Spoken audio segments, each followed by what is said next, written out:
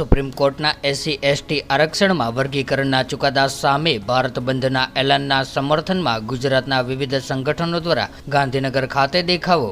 Supreme કોર્ટની ખંડપીઠ દ્વારા SC/ST આરક્ષણમાં વર્ગીકરણ તેમજ ક્રિમિલેયર લાગુ કરવાના ચુકાદા સામે સમગ્ર દેશના SC/ST સમુદાયમાં ભારે નારાજગી જોવા મળી રહી છે।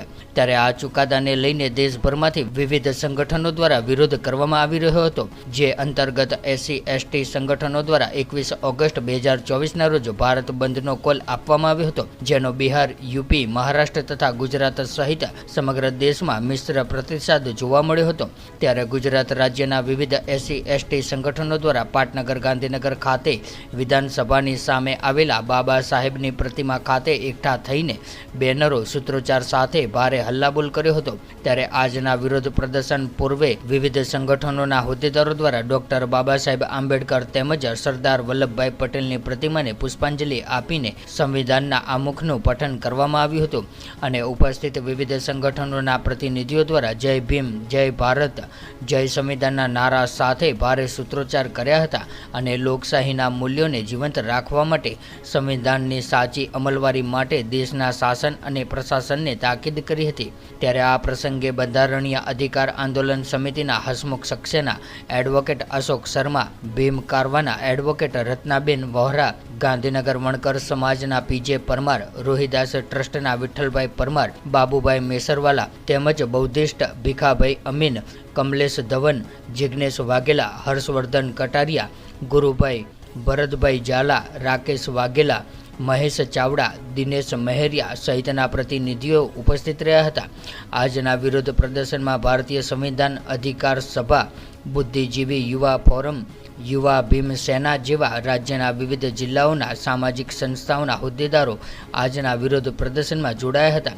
જો કે આજના ભારત બંધના સમર્થનમાં રાજ્યના પાટનગર ખાતે પાંખી હાજરી જોવા મળી હતી, જેમાં ખાસ કરીને ગાંધીનગર વણકર સમાજ, આંબેડકર જન્મ જયંતિ મહોત્સવ સમિતિ, રોહિદાસ સેવા સમાજ તેમજ V11 જેવી સામાજિક સંસ્થાઓના કેટલાક હોદ્દેદારોને બાદ કરતા ગાંધીનગરના બીજા નંબરના જાતિ સમુદાયના એવા બંધારણને કારણે શિક્ષિત અને સક્ષમ થયેલા અનુસૂચિત જાતિ જનજાતિના માત્ર આંગળીના ટેરવે ગણી શકાય તેટલા જ જૂજ પ્રતિનિધિઓ જોવા મળ્યા હતા, જે બાબા સાહેબે પોતાના અંતિમ સમયે ઉચ્ચારેલા મુझे अपने पढ़े लिखे लोगों ने नौखा दिया है શબ્દો સાચા હોવાની પ્રતીતિ કરાવે છે।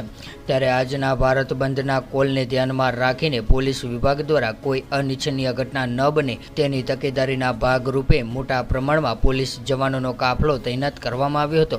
જો કે સમગ્ર કાર્યક્રમ શાંતિપૂર્ણ માહોલમાં સંપન્ન થતા પોલીસ વિભાગે નિરાંત અનુભવી હતી।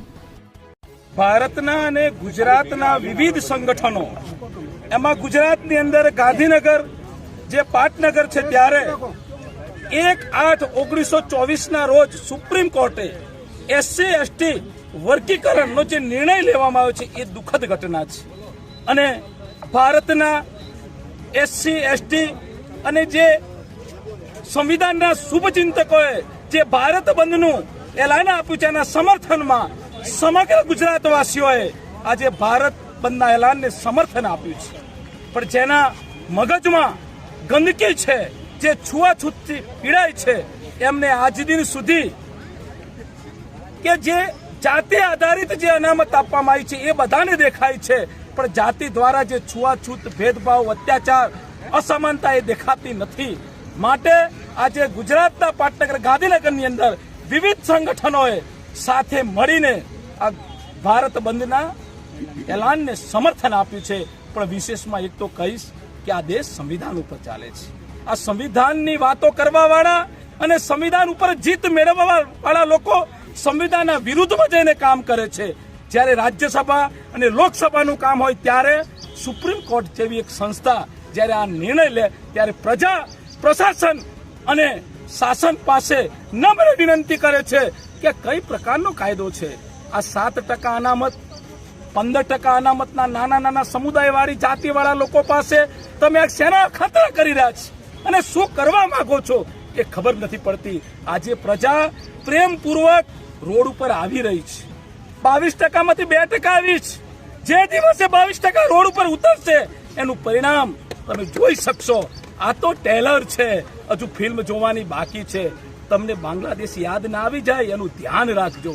આ પ્રજા છે. 1 તારીખે 1 ઓગસ્ટના રોજ સુપ્રીમ કોર્ટે જે ચુકાદો આપ્યો છે 7/6 એ ચુકાદાના વિરુદ્ધમાં આખા ભારત દેશમાં આજે ભારત બંધનું જે આયોજન કરવામાં આવ્યું છે એમાં ગુજરાતના 3333 જિલ્લાના તમામે તમામ જે SC/ST થી સંકળાયેલા જે સંગઠનો છે, ઓબીસી થી અને માઇનોરિટીથી સંકળાયેલા સંગઠનો છે, એ તમામે તમામ સંગઠનોએ આજે ભારત બંધના ઉપરાંત ગુજરાત બંધનું આજે સમર્થન કર્યું છે અને અમે લોકો સૌ આજે SC/ST એક્ટના વિરુદ્ધમાં જે ચુકાદો મળ્યો છે, વર્ગીકરણની વાત કરવામાં આવી છે, સાથે સાથે ક્રિમી લેયરની વાત કરવામાં આવી છે, તેના અમે લોકો ઘોર નિંદા કરીએ છીએ અને એટલા જ માટે આ જે મોદી સરકાર છે, એનડીએની સરકાર છે, તેને અધ્યાદેશ જારી કરીને આ ચુકાદાની વિરુદ્ધમાં અધ્યાદેશ જારી કરવું પડશે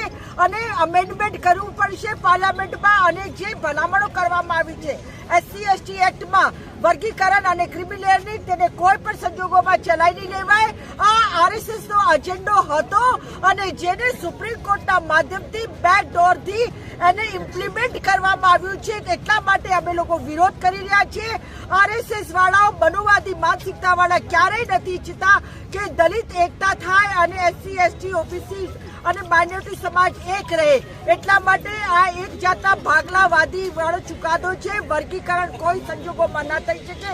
જે SC/ST સમુદાય છે એ હોમોજીનિયસ છે, એને છૂટો પાડી શકાય નહીં. એટલા માટે આજે અમે ગાંધીનગરમાં ઉપસ્થિત થયા છીએ. બાબા સાહેબ આંબેડકરની પ્રતિમા, જેમણે સંવિધાન બનાવ્યું છે અને સંવિધાન આપ્યું છે, એ સંવિધાનની રક્ષા કરવા માટે આજે અમે અહીંયા એકત્રિત થયા છીએ. જય ભીમ, જય ભારત.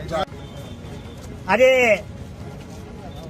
સમગ્ર દેશની અંદર ક્રિમિનલ અને અનામતનું વર્ગીકરણ અંગે જે એના હિસાબે schedule caste, schedule tribe caste અને અધર બેકવર્ડ ક્લાસની અંદર એ ભાગલા પડે અને ક્રિમિનલના હિસાબે આ સમુદાયને આવનારા સમયની અંદર નુકસાન જાય અને ભવિષ્યની અંદર અનામતની અંદર નુકસાન જાય એના સમર્થનમાં આજે સમગ્ર દેશ આજે ભારત બંધનું એલાન આપ્યું છે. ત્યારે ગુજરાતના પાટનગર, ગાંધીનગરમાં schedule caste, schedule tribe caste અને અધર બેકવર્ડ ક્લાસના આજે એના વિરોધમાં સમર્થનમાં જે ભેગા થયા છે.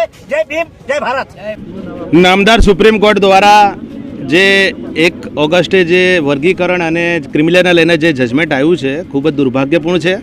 આ દેશની સંસદમાં, આ દેશની વિધાનસભાઓમાં બેસનારા શ્રીમંત, સામંત અને મહંતોના લોકોને અમે જણાવવા માંગીએ છીએ કે આ દેશના મૂળ નિવાસી બહુજનો, SC/ST, ઓબીસી અને માઇનોરિટી ધાર્મિક લઘુમતીના તમામ વર્ગના લોકો જેને ભારતના બંધારણે તમામ પ્રકારની સંરક્ષણ, સુરક્ષા, સલામતી બધું આપેલ છે, એટલે એ કમનસીબી છે જે જજમેન્ટ આવવું એ. એટલે અમે બાબા સાહેબના અહીંયા આજે પુષ્પાંજલિ કરીને આ લોકોને સદબુદ્ધિ મળે અને આવનારા દિવસોમાં સંવિધાનની પૂર્ણ અમલવારી અને વસૂલાત થાય અને બાંગ્લાદેશ જેવી હાલત આ દેશની ના થાય એના માટે આ લોકોને સદબુદ્ધિ સુજાડે એ મંગલ કામના કરીએ છીએ.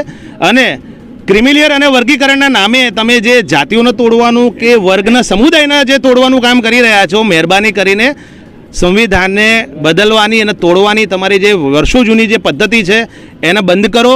નહીં તો બહુજન સમાજ, મૂળ નિવાસી સમુદાય જો જાગી ગયો તો આવનારા દિવસોમાં સંવિધાનની પૂર્ણ અમલવારી અને કડક વસૂલાત જ આ નાગરિક સમાજ, આ લોક સમુદાય કરશે, એ જ અભ્યર્થના છે.